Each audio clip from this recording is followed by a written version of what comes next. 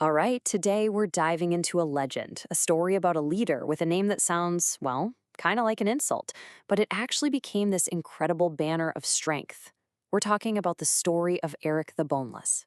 So before we really get into it, I want to pose a question. What does it actually mean to be unbreakable? Does it mean you're rigid, that you can't be moved? Or is it something different?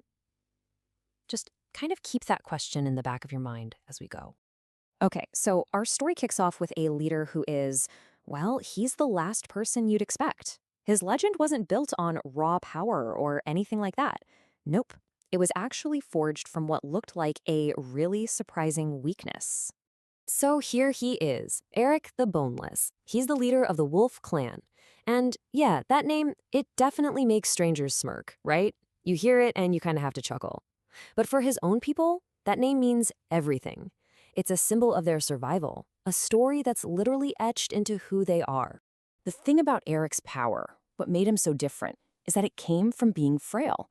I mean, his body just didn't cooperate. Brittle joints, the whole thing.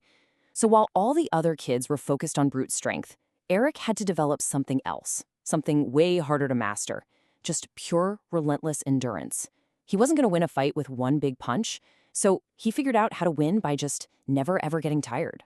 And that whole philosophy, it wasn't just him, it spread to his entire clan. The Wolf clan, you see, they didn't just look at the world as something they had to put up with. No way. They saw it as a massive challenge. Their whole deal, their driving force, was this idea that nothing was impossible to take down. I mean, they believed even the heavens could be hunted. Talk about ambition.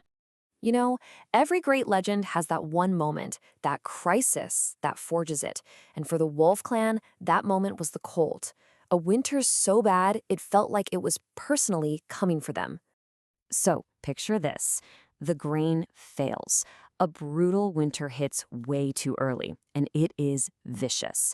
Now, any other clan would probably just hunker down, except that starvation is coming. But not the Wolf clan. See, they had Eric.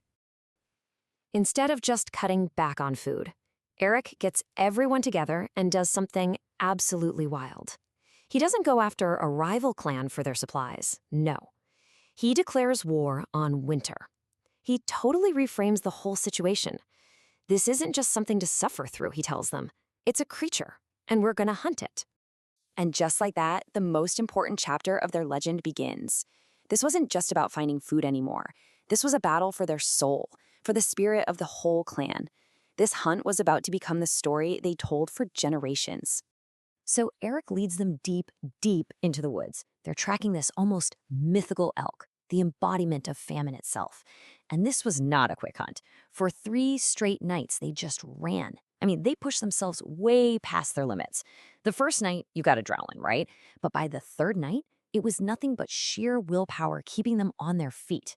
And then, finally, at dawn on the 4th day, they had it. The elk was cornered. So this is it, the moment of truth. Eric is completely exhausted, probably shaking, and he doesn't even raise his spear. Instead, he just faces this spirit of famine and speaks to it like an equal.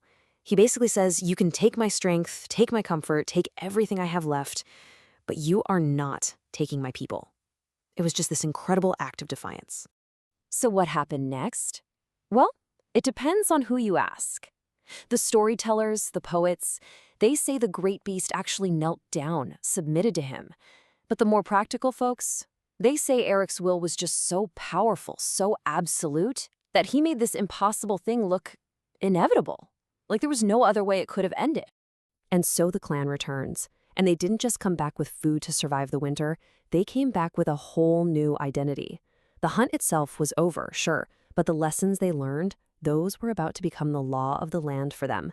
From that whole ordeal came 2 really simple but totally unbreakable rules. Rule number 1, the pack moves as one. It's not about individual heroes, it's about the group surviving. And that leads directly to rule number 2. No wolf is ever left behind, period. Their strength wasn't in any one person, it was in their unity. And this wasn't just a nice idea. It became a really practical code. It stopped being about who was the strongest. It was about what you could contribute right up until the very end. Can't stand anymore? You bite. Can't even bite? You howl, so the others know where you are. See? Everyone always has a role to play. This whole philosophy gets summed up perfectly in their motto. It's this beautiful, powerful loop, right? The individual wolf draws strength from the pack, and the pack is only as strong as every single wolf within it. They're totally essential to each other. Okay, so all of this, it's all building to the big reveal. We're going to circle right back to the beginning now, back to that really weird name, Boneless, because now we can finally understand what it really means. So, boneless. It turns out it was never an insult at all. It was a reminder, an actual title of honor. It was a symbol that true strength isn't about being rigid, like a big oak tree that just snaps in a storm. Real strength is being resilient, like a river that just flows around whatever's in its way. It's all about being flexible. And that right there is the heart of this whole legend. It's the answer to that question I asked you at the start. Being unbreakable doesn't mean you can't be bent. It means you can take the pressure, you can give ground when you have to, and you can survive to fight another day, all without your spirit breaking and without ever leaving your people behind. So for the Wolf Clan, that one story of the hunt defined everything about them. It was their law, their motto, their whole identity. And that kind of leaves us with one final thought, doesn't it? What are the stories that define your pack? What are those tales of hardship, of endurance, of those impossible victories that make you who you are?